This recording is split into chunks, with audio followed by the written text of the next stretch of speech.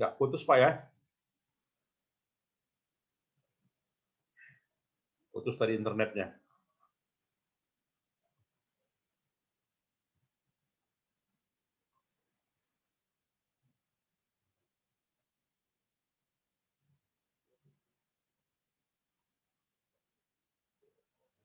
Nah, berikutnya kita lihat contoh penjurnalan ya, Bapak Ibu ya. Contoh penjurnalan, tanggal 1 September, Shopbit menginvestasikan uang 15.000 dalam bentuk uang kas ke perusahaan, di mana dan ditukarkan dalam bentuk saham biasa. Selanjutnya, perusahaan membeli peralatan seharga 7.000. Jurnalkanlah, Bapak Ibu ya. Jurnalkanlah. Maka di jurnal, apa jurnalnya kira-kira? Apa jurnalnya? Transaksi ini.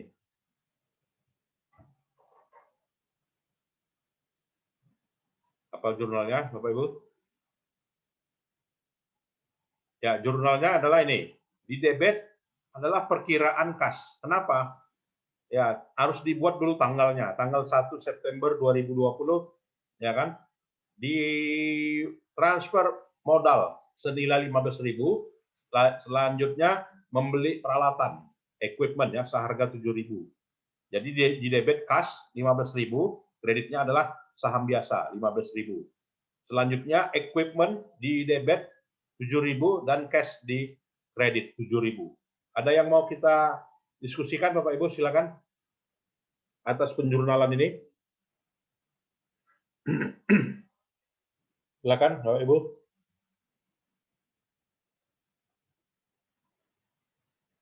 Nah, jadi jurnal itu wajib kolomnya tanggal, kemudian kolom akun, ya, kemudian kolom reference yang 5. Reference kolom ini menunjukkan ya jurnal yang dimuat. Jadi menunjukkan perkiraan mana berasal, gitu ya. Jadi perkiraan kas, kode kas berapa, ya kode share capital berapa kodenya, itu ref, ya. Kemudian posisinya debit, kemudian juga posisinya kredit, ya Bapak Ibu. Cukup jelas? Ya, berikutnya, nah dalam hal ini ya ada dua kategori penjurnalan, yaitu simple entries dan juga compound entries. Jadi di situ simple entries itu di debit dan kredit ya. Kalau dia compound entries ya menyatu seluruhnya. Artinya bisa melebihi 3 perkiraan ya dalam satu kolom. Apakah di kolom debit atau juga di kolom kredit ya, Bapak Ibu. Ya, jadi di sini why is important ya for company to record financial transaction completely and accurately. Nah, jadi di situ perlunya ya, kenapa perusahaan harus mencatat jurnal itu haruslah lengkap dan juga haruslah akurat ya. Artinya di sini ya sesuai dengan apa ya? Sesuai dengan agar data yang direkam lengkap ya dan juga akurat. Nah, jadi di sini jurnalnya boleh nggak dipisah? Boleh aja ya. Ya share ya di sini cash, kemudian share capital ya pada tanggal yang sama ya, Bapak Ibu ya, pada tanggal yang sama ini. Itulah dia. Nah, berikutnya adalah post ledger. Ya, post to ledger account. Artinya apa? Posting ke buku besar. Jadi posting ke buku besar di sini menunjukkan pemindahan ya dari yang sudah di jurnal ya. Jadi setiap transaksi harus jurnal. Tiap transaksi harus jurnal. Jadi kalau ada transaksinya 100 satu hari, ya 100 itu di jurnal ya dan diposting ke buku besar ya. Nah, jadi di sini buku besar itu berupa apa gitu ya. Jadi buku besar dari setiap perkiraan, baik itu perkiraan aset, ya liabilitas maupun juga ekuitas, itu punya masing-masing akunnya dan punya buku besarnya, Bapak Ibu ya. Begitu juga buku besar kewajiban, ya isinya apa? Interest payable ya, utang bunga, beban utang gaji dan apa ya, utang dagang atau juga utang wesel, ya, not payable, itu ada buku besarnya ya. Jadi buku besar namanya adalah di istilah akuntansinya disebut dengan the general ledger, bukan big book ya Bapak Ibu ya. bukan big book tetapi general ledger. Silakan kalau ada yang mau kita diskusikan. Ya, berikutnya on a convenience offer statement ya. Jadi di sini bagi seorang karyawan gitu ya, maka nilai investasi terutama investasi berdasarkan pada surat berharga gitu ya, itu punya nilai gitu ya. Punya nilai bagi perusahaan. Ya, kemudian juga kita lihat di sini buku besar itu gimana sih bentuknya? Ya, buku besar itu bentuknya seperti ini, Bapak Ibu ya. Jadi kas misalnya. Kas itu kemudian ada number 101. Kenapa dia nomornya kepala 1? Kenapa nggak kepala 2? Atau kenapa nggak kepala 3? Ya. Karena dia di aset, Pak. Ya, aset kodenya 1, Pak ya. Aset kodenya 1. Maka kas itu merupakan bagian dari aset. Maka kodenya kepala 1. Kenapa 101? Ya, karena aset itu terdiri dari ya, aset lancar dan aset tidak lancar, ya kan? Aset lancar kodenya 10. Ya kan 10. Ya, kemudian kas ya 101 gitu kan. 101 Bapak Ibu ya. Jadi di sini menunjukkan debit ya ini saldo bersaldonya ya, balance-nya sebesar ini. Kemudian kredit berarti kas berkurang. Maka saldo kasnya 17.000. Kemudian debit kasnya berkurang ya. Kemudian debit lagi. Ya, saldonya sebesar ini. Sehingga saldo akhirnya tanggal 30 sebesar 9.450 Bapak Ibu. Nah, jadi kalau kita lihat hubungannya, inilah hubungan antara general general journal ya dengan buku besar. Nah, sebagai ini hubungannya. Jadi yang di jurnal itu misalnya kas ya, referensi kode 101 ya sebesar 15.000. Maka buku besarnya ini kas. Ya, saldonya 15.000. Karena dia di debit, maka di debit. Nah, debit saldonya 15.000. Kemudian buku besarnya modal saham. Kode 311 ya. Maka 311 di sini kodenya. Ya kan? Kemudian tanggal 1 ya, rep-nya 31 ya. Maka sebesar 15.000 di kredit ya, Bapak Ibu. Keterangannya ini. Nah, kemudian yang paling penting, Bapak Ibu, adalah bagan perkiraan ya, atau disebut dengan chart of account. Karena kalau kita merancang sistem akuntansi, ya, maka terlebih dahulu haruslah kita rancang kode perkiraannya, ya. Masing-masing perkiraan itu punya kode. Kas misalnya, kodenya tadi 101. Ya, kalau kemudian ada bank kodenya berapa, Bapak Ibu? Bank kodenya berapa?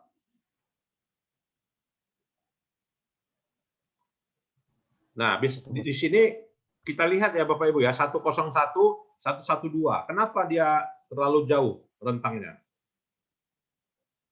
Ya karena dari setiap perkiraan bisa saja sejalan dengan operasi normal perusahaan, perkiraan lain akan muncul. Ya, misalnya bank itu kita kasih kode berapa? 105 gitu kan. Nah, kode bank 105 itu header-nya gitu ya. Header-nya. Lantas kalau misalnya perusahaan punya 3 rekening bank, tiga bank mitra gitu ya, sebagai menyimpan dananya, ya karena misalnya karena meminjam otomatis buka rekening ke bank gitu kan. Maka bank Mandiri ada rekening di bank Mandiri, maka ada di rekening bank BNI, ya ada di rekening bank BCA misalnya. 3 rekening bank. Maka kode banknya berapa kita buat? Ya, kode banknya misalnya 105 tadi, Bapak Ibu ya. Lantas bank Mandiri kita kasih kode berapa? 1051. Ya kan? Itulah dia kode bank Mandiri. Lantas kode bank BNI berapa? 1052. Ya kan? Kemudian kode bank BCA berapa? 1053. Lantas perusahaan punya rekening lagi gitu kan? Bank Mandiri dia punya apa ya? Punya 3 rekening misalnya. Satu di Lapangan Benteng, ya, satu di Lapangan Merdeka, ya, satu di Bank Mandiri USU, 3 misalnya. Maka kode banknya berapa? Kita pecah lagi Bapak Ibu ya. Berarti 10511. Ya. untuk Bank Mandiri Lapangan Benteng 1052 gitu kan, itu Lapangan Merdeka. Jadi bisa aja kan sebuah perusahaan itu punya banyak rekening bank dan rekeningnya tersebut semuanya harus dinomori, Bapak Ibu ya, dinomori secara sistem yang namanya chart of account.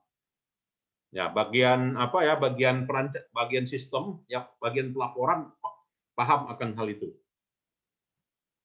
Ya, jadi kode piutang 112 ya, account receivable. Kode perlengkapan 126 ya. Ya, kode 130 untuk prepaid insurance ya, asuransi dibayar di muka. Ya, kode 157 kode equipment untuk kelompok aset. Ya, 158 kode akumulasi depresiasi. Ya, peralatan Bapak Ibu ya. Liabilities kodenya 200. 201 account payable, 209 unearned service revenue, 212 salaries and wage payable ya. 230 interest payable. Ya, ekuitas kodenya 311, kepala 3 Bapak Ibu ya. Return earning kodenya 320. Artinya ini bagaimana? Apakah pengkodean ini baku? Ya, artinya fleksibel gitu ya. Tapi tetap ya, kita menjaga ekuitas itu kepalanya 3, headernya 3 ya. Aset itu kodenya 1, tidak boleh 5, tidak boleh 2, tidak boleh 3 ya aset kode headernya. Ekuitas itu wajib kepalanya 3, ya headernya 3 ya. Liabilities kode headernya wajib 2, nggak boleh 5, nggak boleh 1, tidak boleh 4. Revenue kodenya kepala 4. Ya, expense ya 6, 7 dan juga 9. Kenapa ada 6, ada 7, ada 9? Ya, karena mau menunjukkan ya bahwasanya ada perkiraan yang berasal dari operasi normal dan ada yang bukan berasal dari operasi normal ya, maka dipisah-pisahkan ya Bapak Ibu. Jadi bagian perkiraan itu haruslah dia dinomori ya, yang namanya sistem penomoran. Jadi sistem penomoran itu dimulai dari income statement. Dan juga setiap dari perkiraan itu ada nomornya, dan nomornya itu bergantung pada detailnya manajemen. Ya, Bapak Ibu. Ya, kemudian juga kita lihat ya transaksi sebagai berikut. Nah, ini tanggal 1 Oktober, Yazizi menginvestkan uang kas senilai 10.000 ya ke dalam perusahaan iklan yang namanya Yazizi Advertising. Dampaknya apa ke jurnal? Dampaknya ke jurnal adalah kas 10.000, kemudian kreditnya share capital 10.000 karena investasi, Pak ya. Lalu debit kreditnya bagaimana? Jurnalnya. Ya, jurnalnya uang kas bertambah, modal bertambah, ya atau share capital bertambah.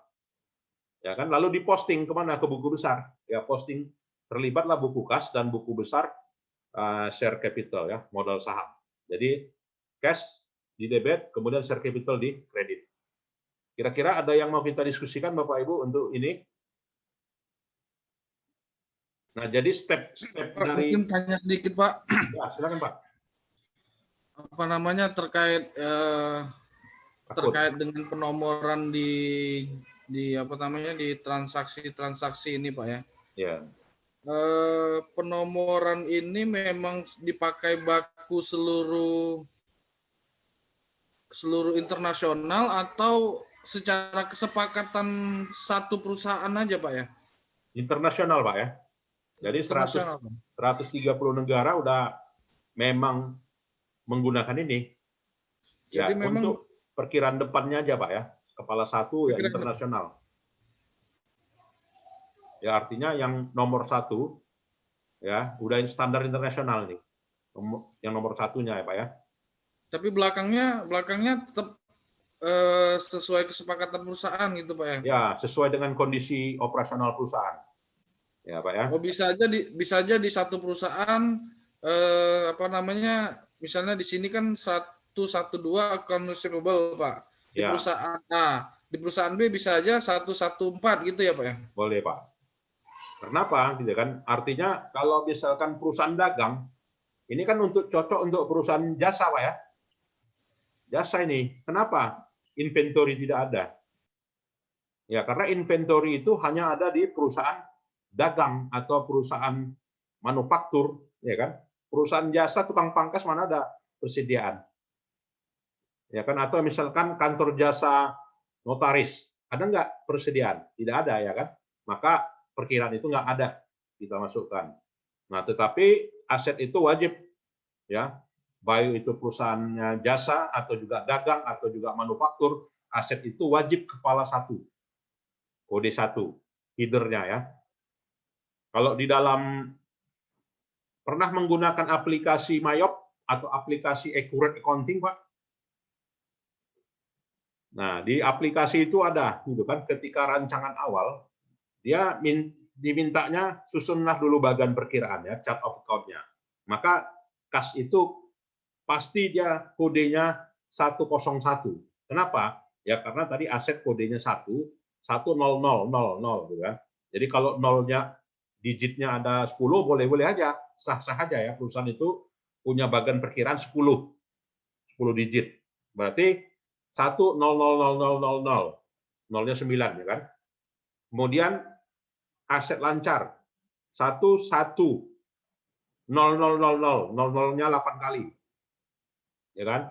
Lalu kas berarti 111, nolnya 7 kali belakangnya. Ya kan, kas. Kemudian ada bank 112, 0nya 7 kali. Baru bank pun pecah lagi, ya kan, ada bank BCA, bank Mandiri ya dan sebagainya tadi. Satu bank punya 3 rekening perusahaan gitu kan. Maka kita buat lagi kodenya ya masing-masing. Jadi di situ untuk depannya internasional sama semua Bapak Ibu ya. Sedangkan 2-3-nya disesuaikan dengan kondisi operasional perusahaan. Kira-kira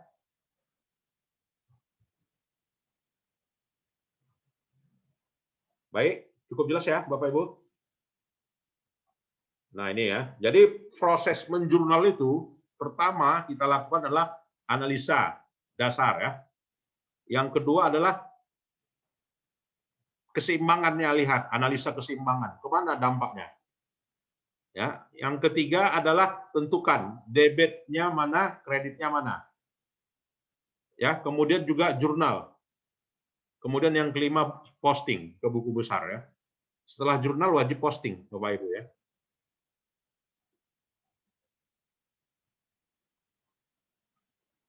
Silakan kalau ada yang mau kita diskusikan. Nah, berikutnya Yazici Advertising membayar sewa kantor pada bulan ini dengan uang kas 900. Maka dampaknya kemana? Uang kas berkurang 900 dan juga ekuitasnya berkurang berupa timbulnya beban. Ya, maka jurnalnya adalah di debit beban sewa, kreditnya adalah cash ya Bapak Ibu. Setelah itu posting, ya diposting lah dia ke kas ya 900. Nah, posting. Jadi saldo kasnya berapa Bapak Ibu? Setelah adanya jurnal ini. Berapa posisi kas? Jadi tambahkan saja saldo debit kas 10.000 ditambah saldo debit 1.200 dikurangi 900. Berarti 11.200. 11.200 dikurangi 900 ya. Berarti 10.300 ya. Kemudian juga beban sewa ya. Beban sewa tadi di debit ya. Maka buku besarnya bersaldo debit. Kira-kira Bapak Ibu cukup jelas?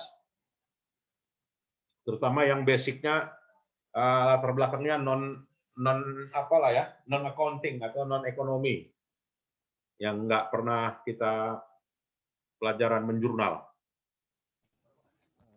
Tanya Pak, kalau expense dia ada jurnal tersendiri atau memang dia masuk di equity Pak?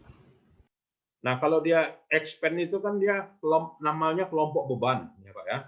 Jadi kalau kelompok beban dari sisi kategori ke persamaan akuntansi udah pasti dia masuk ke ekuitas gitu kan. ekuitas berarti mengurangi ekuitas ya. Setiap timbulnya beban berarti ekuitas timbul ya. Ya mengurangi nilai ekuitas ya, mengurangi modal laba ditahan ya, Bapak Ibu.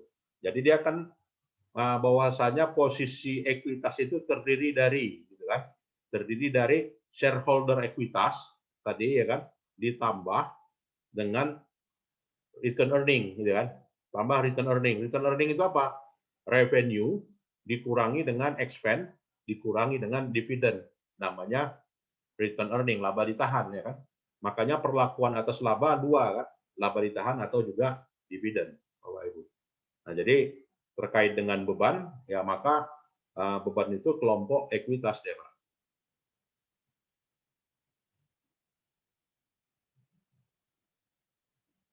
Ya, berikutnya transaksi yang keempat. Yazizi Advertising membayar 600 1 tahun biaya asuransi. Ya kan, biaya asuransi yang akan berakhir di bulan September.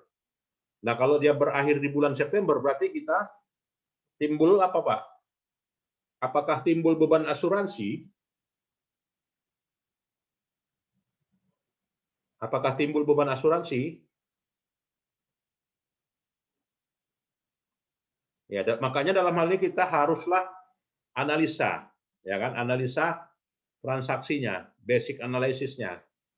Nah, kalau kita bayar asuransi, berarti kan asuransi itu misalnya kita bayar asuransi mobil. Beli mobil otomatis bayar asuransi, apalagi beli mobil kredit, Bapak Ibu ya. Beli mobil kredit pasti wajib asuransi. Nah, bayar asuransinya 3 tahun sekaligus selama masa kredit, gitu kan. Berarti pembayarannya itu gitu kan, itu didanai oleh leasing. Ya kan, oleh leasing. Nah, sekarang dibebankan pada pemilik gitu kan, berupa bayar cicilan. Nah, berarti asuransi itu haknya si apa ya?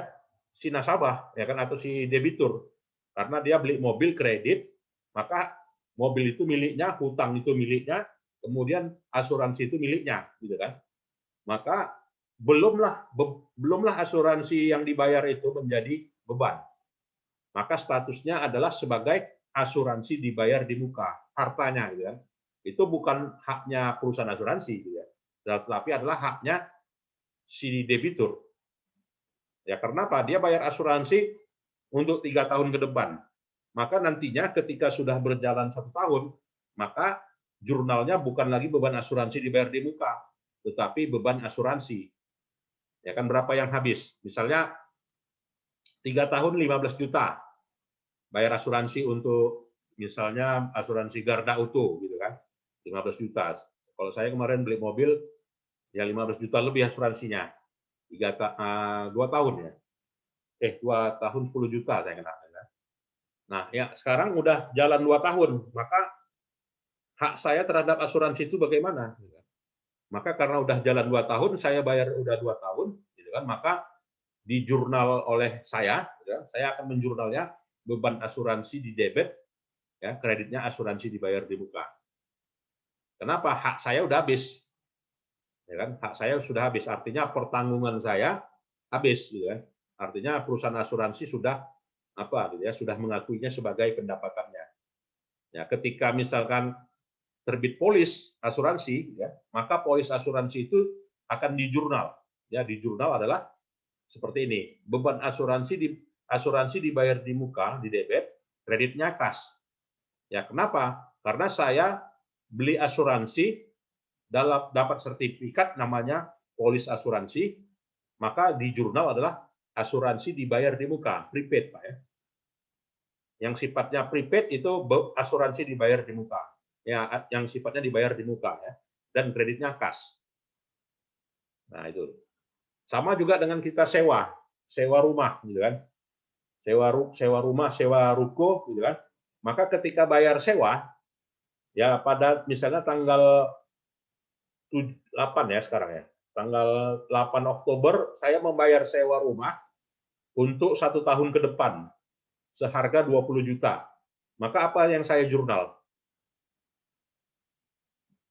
Maka jurnalnya adalah asuransi dibayar di muka atau sewa dibayar di muka atau prepaid rent di debit, ya kan, kreditnya cash. Ya karena saya masih hak saya kan untuk menempati rumah itu 1 tahun ke depan karena saya bayar sewanya. Nah, ketika sudah berlangsung 1 tahun lebih, maka hak saya sudah nggak sebagai penyewa lagi, maka saya harus bayar sewa lagi. Maka nantinya saya sudah melakukan jurnal beban asuransi dan di kreditnya kas. Kira-kira Bapak Ibu bisa dipahami atau kita diskusi, silakan.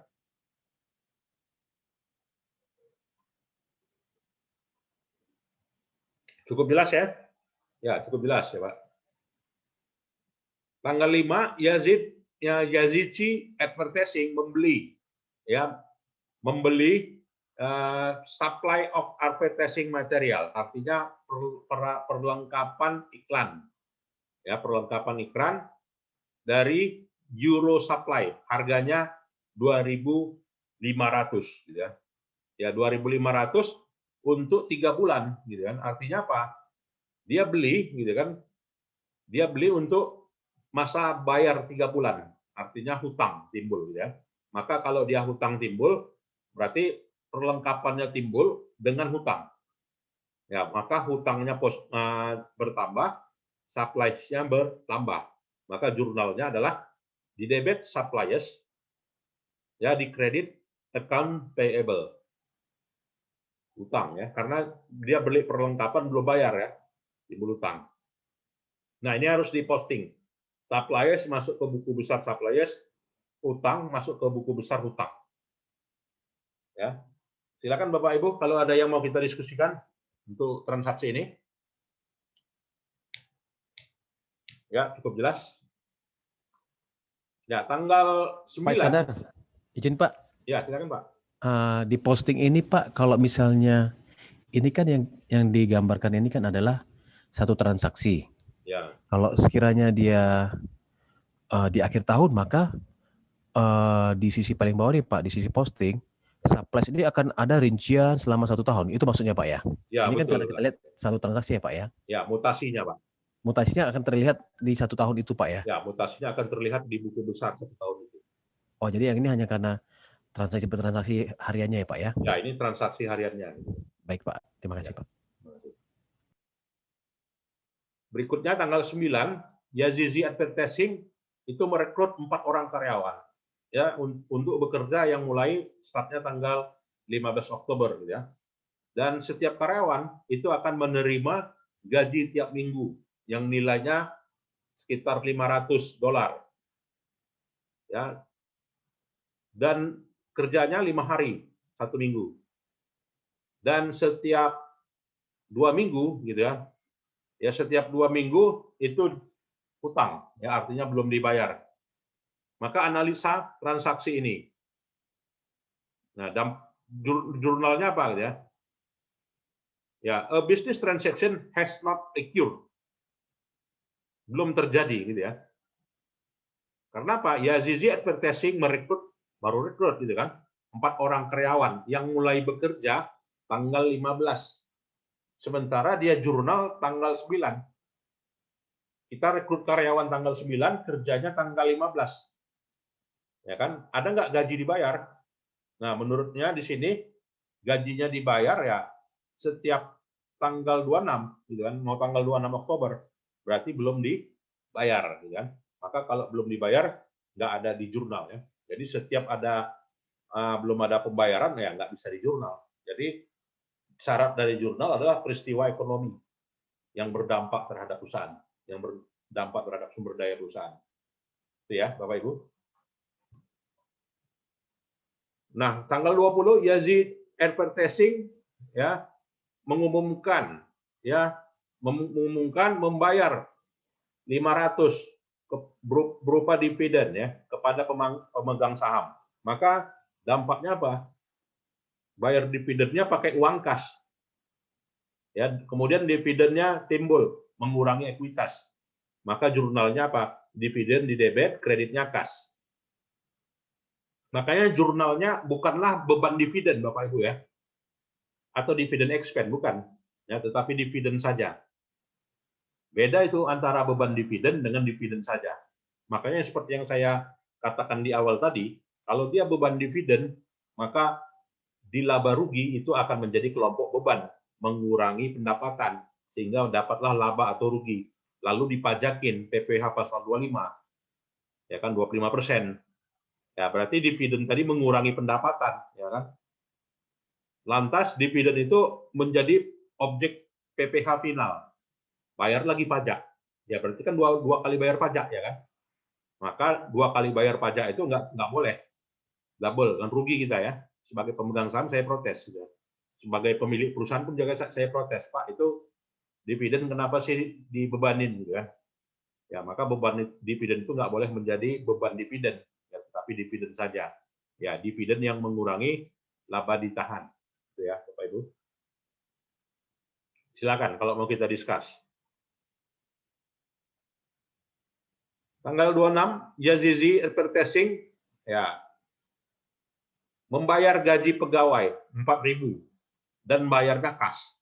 Maka dampaknya adalah berkurangnya uang kas 4.000 dan timbulnya beban gaji negatif, ya, berkurang 4.000. Maka jurnalnya adalah beban gaji dan kreditnya kas. Lalu diposting, ya, salaries and wage expense debit, ya, kemudian gaji tadi kas, ya, negatif 4.000. Berarti dia tanggal 26 4.000 di sini. Nah, jadi di sini dia buku besar bulanan, Pak, ya. Jadi bisa nanti buku besar tahunan, ya, sehingga nantinya terakumulasi. Jadi kalau misalkan perusahaan itu melaporkan laporan bulanan, monthly report, gitu kan. Lantas monthly reportnya itu punya general ledger report monthly, ya, maka buku besarnya ditutup pada bulanan. Ya, ketika misalnya perusahaan per 3 bulan, per triwulan menyusun laporan keuangannya tribulanan, maka buku besarnya buku besar triwulanan, Bapak Ibu, ya. Nanti boleh aja disatukan, ya, kalau misalkan annual report, ya, tahunan. Silakan Bapak Ibu kalau kita discuss, silakan. Kalau misalkan dia per 1 bulan, Pak, masuk bulan berikutnya itu mulainya dari mana, Pak? Ya, kalau dia masuk bulan berikutnya, Pak, dapat saldo bulan Januari, ya kan? Dapat saldo akhirnya bulan Januari, kan? Misalnya tanggal 31 Januari, berapa saldo kas? Misalkan saldo kas di kasir 5 juta, saldo kas rekening di bank 25 juta. Maka tambahkan, itu menjadi saldo awal di bulan Februari. Jadi misalnya di sini tambah aja tanggal 1 Februari saldonya tadi. Nah, jadi nyambung dia kan, terus. Itu, ya Pak. Jadi saldo akhir menjadi saldo awal. Saldo akhir bulan yang bersangkutan menjadi saldo awal bulan berikutnya. Saldo akhir artinya gini, tanggal 31 Januari, ya kan, saldo kasnya 5 juta menjadi saldo awal 1 Februari, kas 5 juta. Kan nyambung deh kan, di mana kas akhir 5 juta tadi adalah mutasi dari tanggal 1 Januari sampai dengan tanggal 31 Januari. Nah, itu dia. Berikutnya, tanggal 31, Yazid Advertising menerima 10.000 dalam bentuk kas dari Copa Company atas iklan yang diberikan jasanya kepada perusahaan itu bulan Oktober. Maka jadilah pendapatan, ya, karena dia ada kata in cash di sini. Nah, jadi kita menganalisa transaksinya ada kata in cash, berarti udah kas itu. Cair, gitu kan. Artinya kas 10.000 bertambah, revenue bertambah 10.000. Revenue itu dari ekuitas, ya. Revenue itu dari ekuitas. Kenapa tadi equity? Equity itu terdiri dari, ya kan, revenue dikurangi expense dikurangi dividen. Ya, dapat return earning, dapatlah laba ditahan, kan gitu. Maka jurnalnya kas tadi di debit 10.000, kemudian service revenue 10.000. Maka mutasinya masuk 10.000 tadi di sini tanggal 31. Nah, maka ini ketika dijumlahkan posisi kredit di kirinya sekian, ya, di kanannya sekian. Nah, berarti lebih besar mana? Lebih besar kiri atau kanan? Ya, kalau untuk kas berarti saldo kas. Ya. Berarti kalau dia lebih besar negatif, kasnya boleh nggak? Gitu ya? Bisa-bisa aja ya kasnya negatif. Gitu ya. Artinya apa? Lebih besar pengeluaran dibanding pemasukan. Ya, kalau dia lebih besar pengeluaran dan lebih besar pemasukan, dampaknya apa? Gitu ya? Ya dampaknya pada periode berikutnya ya saldo kasnya negatif. Jadi ditutupi dari mana? Dari penerimaan ya. Kalau syukur kalau ada penerimaan. Jadi kas yang negatif tadi berkurang karena adanya penerimaan kas dari saldo merupakan saldo kas yang positif atau debit ya. Berikutnya, nah sehingga kita ringkaslah gitu ya. Seperti inilah jurnalnya Bapak Ibu ya. Jadi jurnalnya ya seperti ini. Jadi tanggal 1 ya. Jadi kronologis katanya Bapak Ibu ya. Jadi kronologis. Ini per tanggal 1, ini tanggal 2, tanggal 3, tanggal 4, tanggal 5, tanggal 20, tanggal 26 sampai dengan tanggal 31. Ya, pada jurnal halaman 1, page G1. Ya, jurnal halaman 1 Bapak Ibu. Dan ini adalah kode perkiraannya tadi yang terdapat pada chart of account Bapak Ibu. Silakan kalau ada yang kita diskusikan dalam hal ini. Nah, jadi di sini Jurnal halaman 1 maksudnya Pak? ya ini kalau kita pakai manual Pak ya, artinya pakai kertas. Pakai kertas itu kan dia terbatas halamannya kan. Mau pindah ke halaman 2-nya J2. Ya, mau pindah halaman berikutnya J3. Ya, journals pick 1 ya. Nah, jadi kan dia ya kalau 1 bulan itu berapa transaksi normal perusahaan? Kalau misalnya ribuan, ya kan 1 hari ada yang ribuan kan? Seperti misalnya Gojek itu. Gojek itu kan aplikasi dia kan, tetapi dia ada buku jurnalnya. Dia jurnal seluruh Indonesia. Ya kan? Dia jurnal seluruh Indonesia tinggal print. Tapi secara computerized semuanya, nggak lagi proses yang manual kan gitu input ya langsung terjurnal ya. Gitu input langsung dan juga diantar ya selesai maka udah jadi pendapatan ya diakui. Nah, makanya kalau dia transaksinya seperti itu ini manualnya gitu kan. Kalau dia komputerisasinya boleh nggak seperti ini? Boleh aja. Ya, page G1. Artinya pun kalau dia computerized kan per layar lihatnya. Layar pertama, layar kedua, layar ketiga, layar keempat sampai layarnya 10.000. Ya, berarti jurnal sampai 10.000 gitu ya. 10.000 halaman. Itu dia. Setelah jurnal kemana? Ke buku besar, ke general ledger kan. Maka general ledger-nya ini. Nah, jadi jurnal ini ke buku besar. Kira-kira ada yang mau kita diskusikan? Nah, jadi sini buku besar kas, buku besar supplies, buku besar asuransi dibayar di muka, buku besar equipment, ya buku besar not payable, buku besar account payable, sampai buku besar rent expense. Artinya seluruh perkiraan-perkiraan yang ada di jurnal semuanya wajib ada di buku besarnya. Nah, makanya di sini cash itu kodenya 101 tadi kan. Supplies kodenya 126 sampai pada rent expense 729. Ya, silakan Bapak Ibu kalau ada yang mau discuss. Kalau di ledger Pak itu ref-nya bukan nomor akun lagi Pak ya? Ya, kalau di buku besar ref-nya itu berarti ini cash-nya dari mana sumbernya? Dari jurnal halaman 1. Ya kan jurnal halaman 1. Kenapa? Kenapa nggak kode akun lagi? Karena sudah ada di sini. Cash number 101. Sementara di jurnal tadi referensinya adalah kode perkiraan. Sementara di buku besar ref itu adalah jurnalnya halaman berapa. Nah, jadi ini dapatlah saldonya. Yang warna merah ini adalah saldonya ya Pak ya. Berasal dari mana ini? Ya, berasal dari mutasinya. Ini mutasi di debit, ini di debit. Berarti mutasinya di ini saldonya. Ketika ada saldo kreditnya ya maka kurangkan balance-nya dengan nilai kreditnya, dapat saldonya, seterusnya. Berarti ini saldo ini mengurangi, nah dikurangkan dari ini, saldo ini dikurangkan dari ini, saldo ini dikurangkan dari ini, dapat saldo akhir ini. Gitu ya. Nah, selanjutnya, nah ini Komos SPA merekod ya transaksi itu dalam jurnal umum ya selama bulan Maret. Ya, jadi jurnalnya ini tanggal 4 Maret, tanggal 15 Maret, tanggal 19 Maret.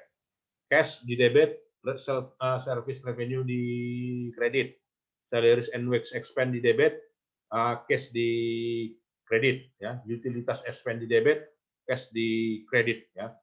Maka ya postkanlah jurnal-jurnal itu ke buku besar sehingga pada tanggal 1 Maret bahwasanya ini mau membuktikan saja ya bahwasanya perusahaan punya uang kas 600 pound sterling ya.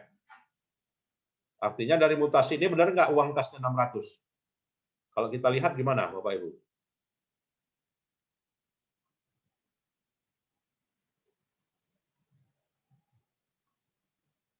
Ternyata salah, gitu kan? Ya, salah. Kenapa? Ini aja, ini sudah kita ketahui. Ini kasnya di debit 2.800, 2.280. Ini kredit 400, berarti 2.280 kurangi 400, 1.820. Ya 1.820 dikurangi kas 92. Ya kan? Berarti inilah dia. 2388. Saldo kasnya 2388. Berarti yang klaimnya 600 tadi salah. Itu ya. Kemudian prepare trial balance, Bapak Ibu. Nah, prepare trial balance, sajikanlah neraca saldo tadi. Jadi neraca saldo itu mekanismenya setelah buku besar ya. Jadi setelah buku besar neraca saldo. Inilah dia. Jadi isi dari neraca saldo, jadi beda Bapak Ibu ya dengan neraca. Ya, beda dengan neraca. Trial balance it's different with ya balance sheets. Nah, jadi di sini suppliers ya, kemudian di sini makanya di sini untuk trial balance seluruh perkiraan nominal account dan real account masuk di dalamnya. Sementara kalau di balance sheet atau di statement of financial position itu just only apa ya? Perkiraan real account, not nominal account. Nah, itulah dia. Jadi tujuan dari trial balance ini apa? Nah, tujuan dari trial balance ini menunjukkan bahwasanya yang di jurnal tadi udah benar. Namanya juga manusia kan, pasti menjurnal itu ada dia salah, lagi nggak konsen, lagi hilap gitu kan. Mendeteksinya gimana? Trial balance alatnya. Jadi alat untuk membuktikan bahwasanya yang di jurnal itu sudah benar. Kalau dia salah jurnal, ininya nggak balance ini. Ininya tidak akan sama, 28.700 ini 28.700. Pasti beda dia. Ya, Bapak Ibu. Nah, limitation of trial balance ya, ada juga keterbatasannya. Trial balance di sini digunakan transaction not journalized ya, ada perkiraan yang nggak di jurnal, kadang nggak bisa dideteksi oleh trial balance ya. Ada correct journal entry not post ya, ada perkiraan jurnal yang benar itu dipostingkan. Nah, itu nggak bisa dideteknya. Artinya ketika nggak pindahkan ke buku besar, maka trial balance ya nerima aja. Padahal nggak dipostingkan. Kemudian juga journal entry post twice ya, ada yang jurnalnya double. Ya, posted twice ya, artinya diposting 2 kali, dipindahkan 2 kali ke buku besar. Nah, itu nggak bisa didetek oleh trial balance. Atau juga incorrect account ya, ada perkiraan yang salah yang digunakan di dalam posting atau di journalizing. Perkiraannya salah ya, saldonya balance, tapi perkiraannya salah. Ada juga offsetting error. Ya, artinya di sini perkiraan yang jumlah transaksinya di luar, dalam hal ini dibuat salah ya. bulan ya. Jadi cara mengeceknya ya, cara mengecek dari ini adalah bedakan ya jumlah antara kolom-kolom yang ada ya pada sisi trial surveillance dan juga ikuti langkah berikut ini ya. Cara mengeceknya ya Bapak Ibu. Kemudian juga currency sign and underlining sign ya. Jadi currency sign di sini do not appear ya the journal or ledger ya. Jadi typically use only trial balance and financial statement ya. And show only the first item, the total in the column. Baik, silakan Bapak Ibu, kalau ada yang kita discuss yang lainnya. Cukup jelas ya? Baiklah, kalau cukup jelas, saya kira itu sajalah perkuliahan kita malam ini pengganti yang hari Sabtu, Bapak Ibu ya. Jadi hari Sabtu kita off ya, atau Bapak Ibu lagi kuliah umum ya. Baiklah, lebih dan kurang kiranya kita sudahi ya perkuliahan ini dan kita lanjutkan kembali pada pertemuan hari Sabtu berikutnya ya, bukan Sabtu ini, tapi Sabtu berikutnya ya. Baiklah, lebih dan kurang itu saja. Sehat-sehat semuanya Bapak Ibu sekalian, selamat malam. Wabillahi taufiq wal hidayah. Assalamualaikum warahmatullahi wabarakatuh. Waalaikumsalam warahmatullahi wabarakatuh. Terima kasih Pak. Selamat malam. Sama.